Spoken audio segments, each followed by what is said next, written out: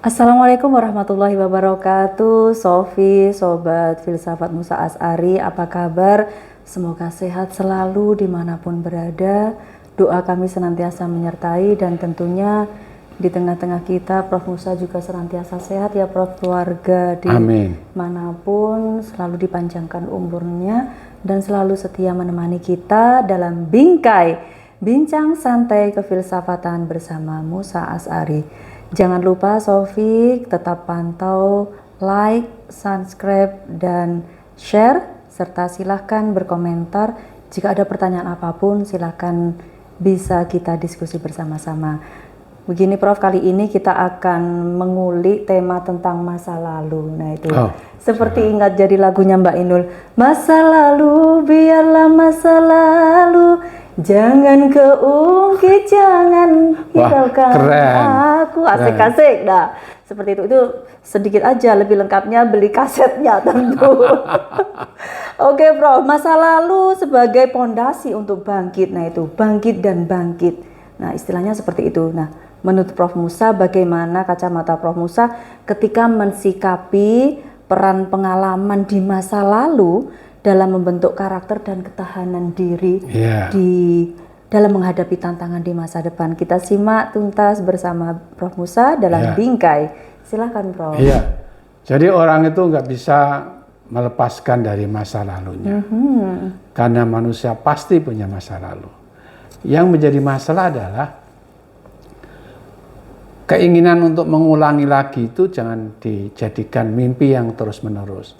Karena mimpi masa lalu meskipun baik, meskipun hebat, atau meskipun tidak, itu adalah tidak bisa diulangi lagi. Karena kehidupan itu kan ke depan. Kehidupan itu selalu mengubah apa saja, dan manusia juga berubah di tengah kehidupannya itu sendiri. Jadi masa lalu itu adalah sesuatu yang memang tidak bisa dihindari. Tapi orang jangan terjebak pada masa lalunya. Baik kejebak pada kesuksesannya maupun kejebak pada kegagalannya. Karena kegagalan itu bukan kegagalan yang abadi, sebagaimana kesuksesan itu juga tidak ada kesuksesan yang abadi. Orang bisa sukses dalam hal tertentu, tapi tidak bisa sukses dalam semua hal. Karena itu masa lalu itu penting untuk pelajaran, tapi tidak mungkin diulang lagi. Karena masa lalu itu melahirkan kehidupan yang sudah berubah. Jangan orang itu tersekap pada masa lalunya sehingga dia tidak melihat apa yang ada di depan. Akhirnya dia orang itu lari ke masa lalu dan semua melihatnya dari masa lalu. Orang itu nggak akan punya masa depan. Jadi saya kira kenangan pada masa lalu itu penting ya. Saya sendiri juga selalu mengenang dan terkenang dengan masa lalu. Tapi saya tidak ingin terjebak pada masa lalu. Saya harus bisa membuat masa depan yang lebih baik dari masa lalu. Itulah yang harusnya kita lakukan. Oke, kemudian apa pelajaran Prof yang paling berharga yang bisa kita ambil dari kegagalan di masa lalu? Dan bagaimana pelajaran itu bisa menjadikan pijakan untuk kita bangkit lagi? Kegagalan itu kan selalu ada penyebabnya. Tidak aja kegagalan yang ujuk-ujuk orang gagal. Tapi pasti ada penyebabnya. Asbabun nuzul seperti itu. Nah, kegagalan itu silakan terjadi. Tapi jangan lewat begitu saja. Harus kita pelajari kenapa gagal. Kemudian dilakukan lagi dengan mengubah apa yang gagal itu tidak terjadi lagi. Sehingga apa yang akan terjadi itu menjadi lebih baik. Jadi orang itu sudahlah nggak usah tangisi kegagalan di masa lalu. Dikenang boleh. Tapi masa lalu itu jangan menjebak dirinya pada keterpurukan. Kegagalan yang terjadi selalu ada penyebabnya. Dan penyebabnya itu harus dikaji. Kenapa? Apakah oleh dirinya sendiri atau oleh orang lain yang ikut andil dalam menciptakan kegagalan. Kegagalan dalam konsep, kegagalan di dalam melaksanakan, atau kegagalan dalam hasilnya. Ini semua ada penyebab-penyebabnya. Dan kegagalan itu harus menjadi pelajaran berharga agar kegagalannya tidak terulang lagi. Oke, Sofi, Sobat Filsafat Islam, Musa Asy'ari, mau ada yang di sana punya permasalahan di masa lalu. ada juga terpuruk dengan masa lalu. Ketika orang berdiam diri terkadang membingungkan juga, Prof. Ketika kita melihat someone, dia hanya berdiam di pojok, diamnya ini diam merenung, atau sedang melakukan sesuatu, atau akan melakukan sesuatu yang berbahaya. Terkadang kita berpikir di masa lalu kita melakukan sebuah kesalahan, dan bagaimana, Prof, ketika mensikapi diri, seberapa penting memaafkan diri sendiri atas kesalahan masa lalu. Semuanya orientasinya dalam rangka membangkitkan proses bangkit diri kita agar bisa melangkah maju, Prof. Pertanyaannya jangan memaafkan diri.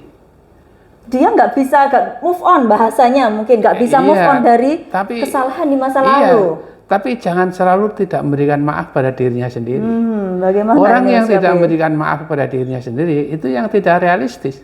Orang dirinya sendiri yang berbuat kok, ya sudah.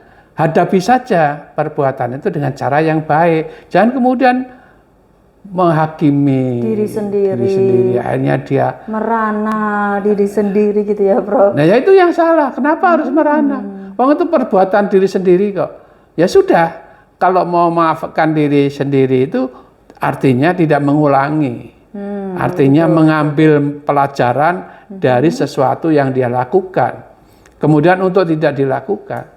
Kalau orang nggak bisa mengambil pelajaran, apa artinya hidup itu? Hidup kok begitu-begitu terus. Ya, tidak move on dari pengalaman yang buruk.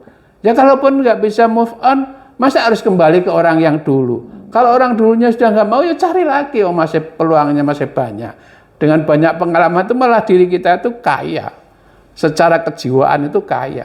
Orang yang hanya bercinta sekali dan cintanya gagal, dan dia tidak susah move on, kadang gitu.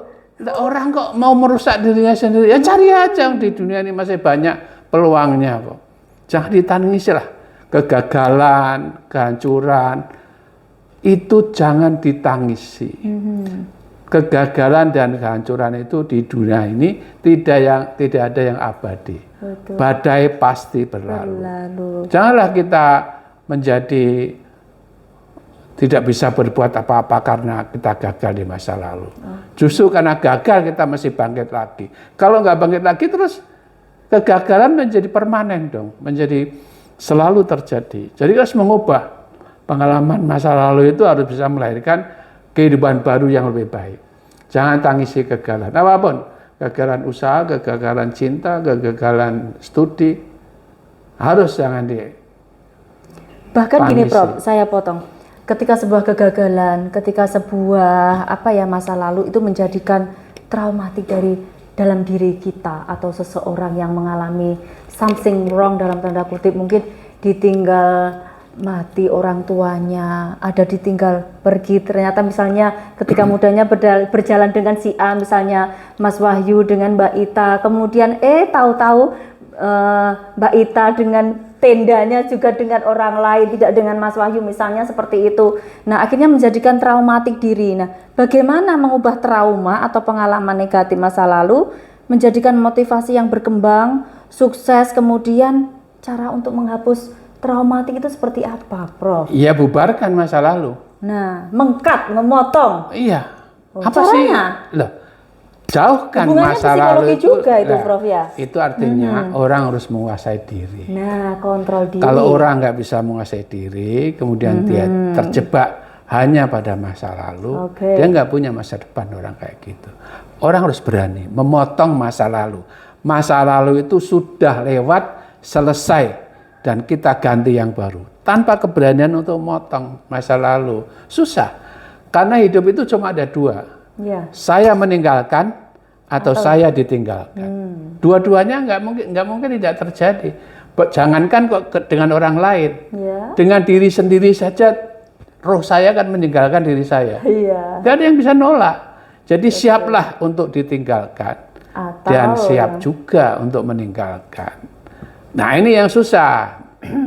Ditinggalkan mungkin terpaksa kan. Kalau meninggalkan, kalau pasangannya nggak bisa membangun kehidupannya lebih baik ke depan, masa harus itu terus, harus itu terus. Kan sampai boleh. Ada yang bagaimana bisa tahan lama mayatnya kemudian supaya bisa menemani juga. Jadi tahan lama itu sepertinya ukurannya malah kebaikan, bukan dengan orang. Kalau saya bisa sampai tahan lama sama seseorang tapi tidak konstruktif, lah buat apa? Ya harus diputus. Oke. Memutus atau diputus itu kenyataan yang tidak bisa kita tolak.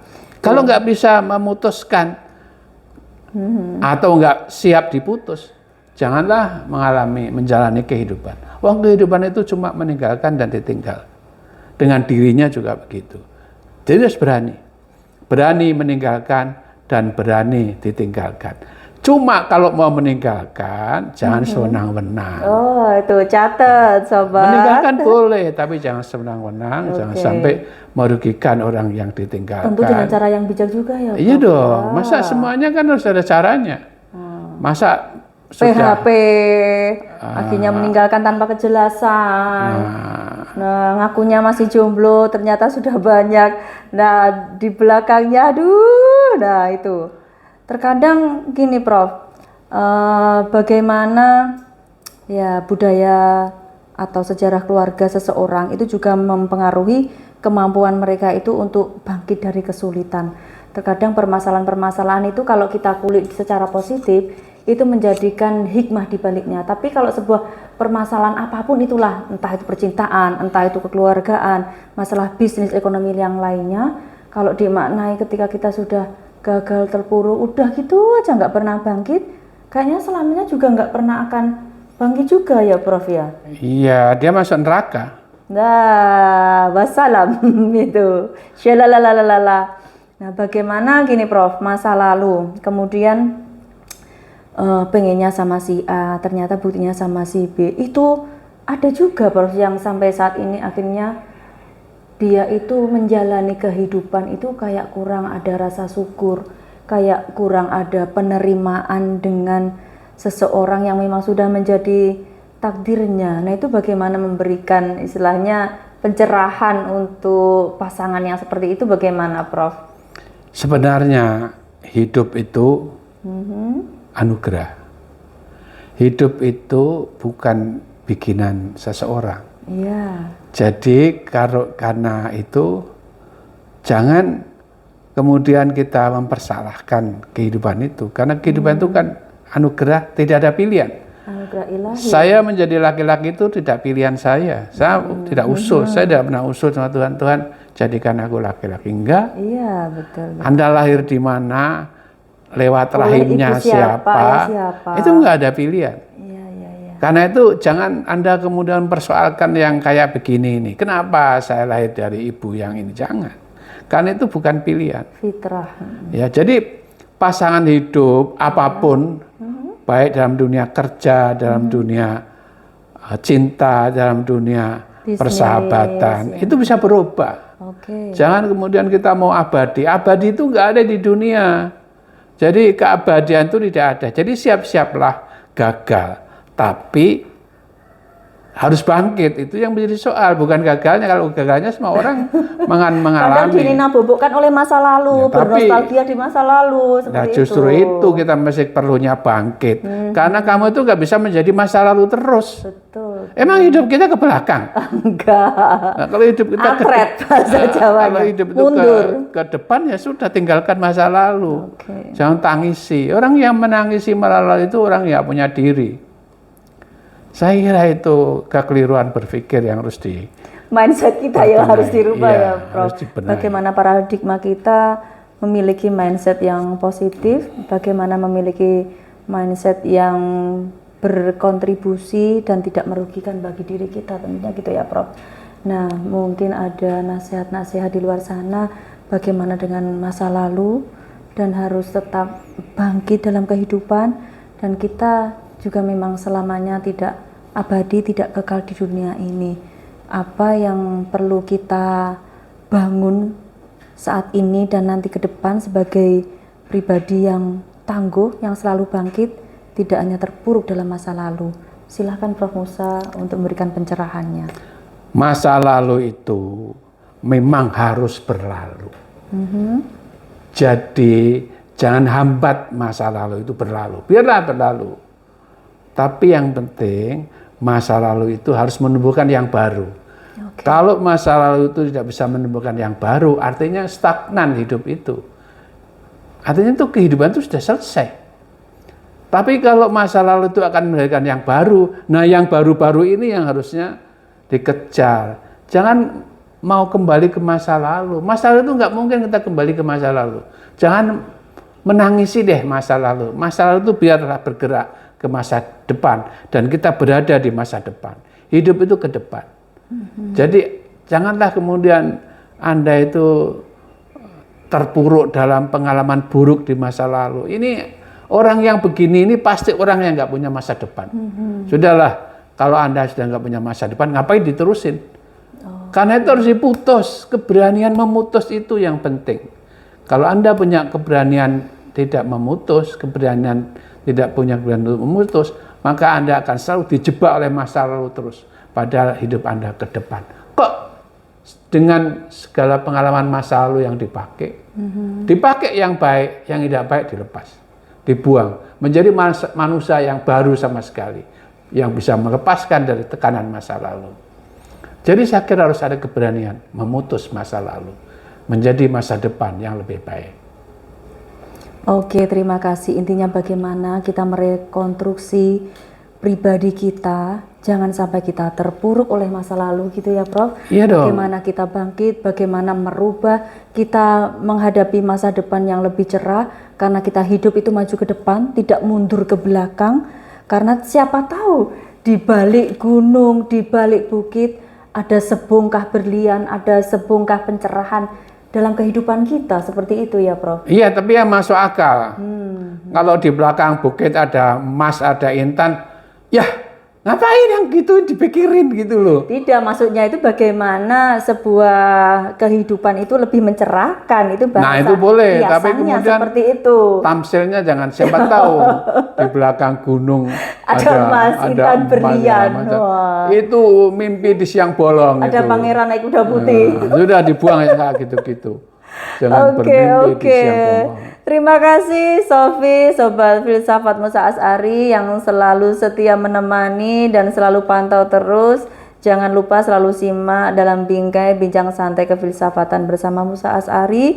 Kita akan kita akan kupas kembali di lain kesempatan tentang problematika kehidupan. Silahkan ada yang mau bertanya, ada apapun permasalahannya, kita akan kupas pada sesi berikutnya gitu ya Prof. Yeah, okay. Terima kasih, sampai jumpa lagi. Semoga senantiasa diberikan kesehatan, panjang umur, dan terus maju, terus semangat, terus berkontribusi untuk negeri kita menjadikan negeri yang baldatun, toyibatun, warobun gofur. Terima kasih, see you next time again.